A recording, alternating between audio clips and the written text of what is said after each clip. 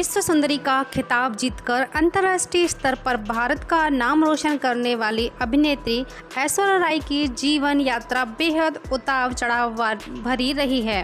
अपनी बेमिसाल खूबसूरती के लिए मशहूर इस अभिनेत्री पर एक दौर में पूरा बॉलीवुड फिदा था और उनकी लाइफ और उनकी एक झलक पाने के लिए प्रशंसकों की कतारें लग जाती थी। मिस वर्ल्ड का ताज अपने नाम करते ही उनके पास हॉलीवुड के बड़े बड़े प्रोजेक्ट्स के ऑफर आने लगे थे, जिसने उन्हें वैश्विक स्तर पर एक बड़ी पहचान दी। दुनिया भर में अपनी सुंदरता का लोहा मनवाने वाली इस एक्ट्रेस ने हॉलीवुड के जगमगाते अवसरों को छोड़कर भारतीय सिनेमा को प्राथमिकता देने का फैसला किया। लेकिन सफलता के इस सुनहरे अवसर के पीछे कई ऐसे कड़वे सच और गहरे विवाद छिपे हैं, जिन्होंने उनकी निजी जिंदगी से लेकर उनके फिल्मी करियर को समय समय पर प्रभावित किया। प्यार में मिले धोखे, पारिवारिक मतभेद, इंडस्ट्रीज के अंदरूनी तनाव, मीडिया में बोल्ड सीन्स पर हुआ हंगामा और बड़ी बड़ी सुपरहिट फिल्मों से अचानक बाहर किया जाना, यह सब उनके सफर का हिस्सा रहा। यहाँ तक कि एक समय ऐसा भी आया जब उनके स्थापित पारिवारिक रिश्तों और डांस के रेड कारपेट लुक्स को लेकर भी तमाम तरह की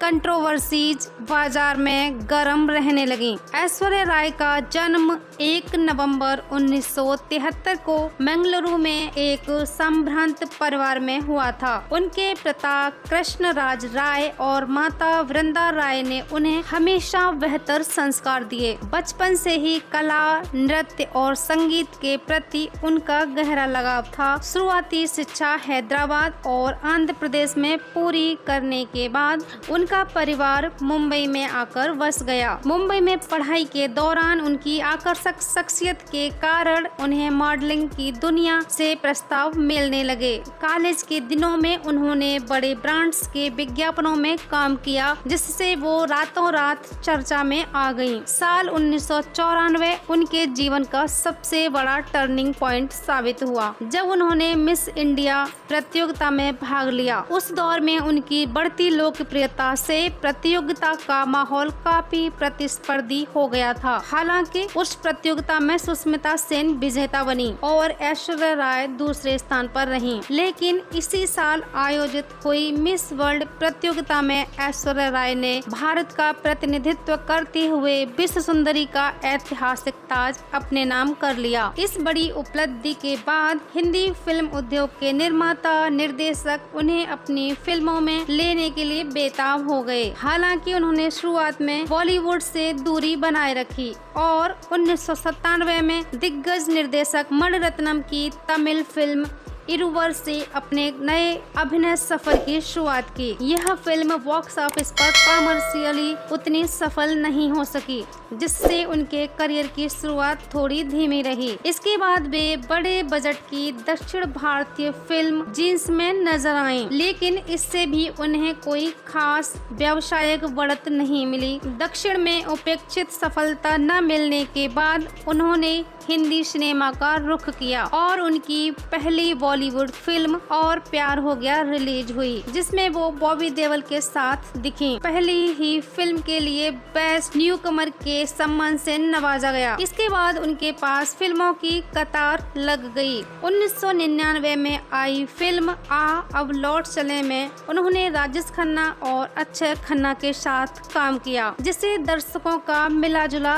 रिस्पॉन्स मिला और फिल्म का संगीत काफी लोकप्रिय हुआ। उनका करियर अब सही दिशा में आगे बढ़ रहा था और वो एक साथ कई बड़े प्रोजेक्ट्स में व्यस्त थीं। इसी दौरान उनकी जिंदगी में सलमान खान का प्रवेश हुआ। फिल्म जोश के निर्माण के दौरान दोनों की पहली मुलाकात हुई थी। खबरों की माने तो सलमान खान उस समय किसी अन्य रिश्ते में थे, लेकिन ऐश्वर्या के प्रभाव में आते ही वो उनके करीब होते चले गए। बताया जाता है कि कि जो फिल्म का ऑफर पहले सलमान खान को ही मिला था, लेकिन मुख्य अभिनेत्री के भाई का किरदार होने के कारण उन्होंने इसे करने से इनकार कर दिया। इसके बाद संजय लीला भंसाली की ब्लॉकबस्टर फिल्म हम दिल दे चुके सनम में दोनों को एक साथ फिल्म में काम करने का मौका मिला। यह फिल्म बॉक्स ऑफिस पर ऑल टाइम हिट साबित हुई और इसके भावुक गाने आज भी भारतीय सिनेमा के बेहतरीन गानों में गिने जाते हैं। शूटिंग के दौरान दोनों के बीच नजदीकियां बढ़ी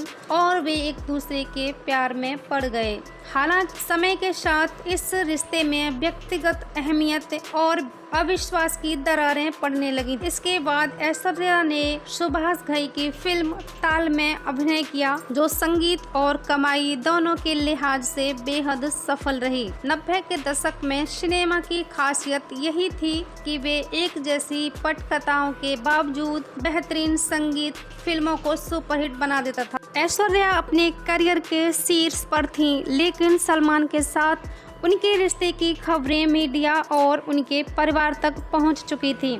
उनके माता पिता इस रिश्ते के सख्त खिलाफ थे, जिसके चलते ऐश्वर्या ने परिवार से दूरी बनाकर अलग रहने का फैसला किया। वक्त के साथ उनके रिश्ते में पॉजिटिवनेस और तनाव इतना बढ़ गया कि सीधा इसका असर उनके पेशेवर जीवन पर पड़ने लगा। फिल्म चलते चलते के सेट पर हुए एक बड़े व्यक्तिगत ड्रामे के बाद निर्माताओं ने किसी भी जोखिम से बचने के लिए ऐश्वर्या को हटाकर रानी मुखर्जी को फिल्म में शामिल कर लिया। इस कंट्रोवर्सी का असर ऐसा हुआ कि उन्हें वीर जारा और मैं हूं ना जैसी उस दौर की सबसे बड़ी फिल्मों से भी बाहर होना पड़ा। इस कारण शाहरुख खान के साथ भी उनके रिश्तों में कड़वाहट आ गई। हालांकि बाद में ऐतिहासिक फिल्म देवदास में पारो के किरदार में उनके बेहतरीन अभिनय ने उन्हें सर्वश्रेष्ठ अभिनेत्री का पुरस्कार दिलाया। लगातार बढ़ते मानसिक तनाव और व्यक्तिगत मतभेदों के चलते ऐश्वर्या ने आखिरकार सलमान के साथ अपने सारे रिश्ते खत्म करने का कड़ा कदम उठाया और परिवार के पास वापस लौट आईं। इस दौर से उभरने के दौरान उनकी जिंदगी में विवेक ओबराय की एंट्री हुई। दोनों के बीच नजदीकियां बढ़ने लगीं, लेकिन जब यह बात सलमान तक पहुंची तो विवाद और ज्यादा बढ़ गया। विवेक ओबराय द्वारा बुलाई गई एक चर्चित प्रेस कॉन्फ्रेंस के बाद मीडिया में काफी उथल पुथल मच गई, जिससे आहत होकर ऐश्वर्या ने विवेक से भी अपनी राहें अलग कर लीं। इस विवाद का सबसे बड़ा नुकसान विवेक के फिल्मी करियर को भी भुगतना पड़ा। केवल प्रेम संबंध ही नहीं, बल्कि ऐश्वर्या का नाम कई व्यावसायिक विवादों से भी जुड़ा हुआ। मधुर भंडारकर की महत्वाकांक्षी फिल्म हीरोइन की शूटिंग शुरू होने के बाद जब ऐश्वर्या की प्रेगनेंसी की खबर सामने आई तो मेकर्स ने उन पर पेशेवर जानकारी छुपाने का आरोप लगाया और उन्हें फिल्म से बाहर कर दिया। इसके अलावा जब वे अंतर्राष्ट्रीय स्तर पर भारत का प्रतिनिधित्व करने कांस फिल्म फेस्टिवल जाती थी तो कई बार उन्हें बोल्ड लिपस्टिक शेड्स और फैशन चांसेस को लेकर उन्हें भारी ट्रोलिंग और विवादों का सामना करना पड़ा। लगातार विवादों से दूर रहने के लिए ऐश्वर्या ने कुछ समय के लिए बॉलीवुड से दूरी बनाई और दक्षिण भारतीय तथा अंतर्राष्ट्रीय फिल्मों की तरफ रुख किया। उन्होंने रजनीकांत के साथ ब्लॉकबस्टर फिल्म रोबोट की, जो भारतीय सिनेमा की सबसे बड़ी और तकनीकी रूप से उन्नति फिल्म में गिनी गई। उन्होंने Hollywood project the pink panther 2 में भी काम किया। हालांकि उन्होंने अपनी सांस्कृतिक प्राथमिकताओं को ध्यान में रखते हुए कई बड़े बोल्ड ऑफर्स को खारिज कर दिया। जीवन के इस उतार चढ़ाव भरे मोड़ के बाद उनकी मुलाकात अभिषेक बच्चन से हुई। फिल्म उमराव जान, धूम 2 और गुरु की शूटिंग के दौरान दोनों एक दूसरे के करीब आए। उस समय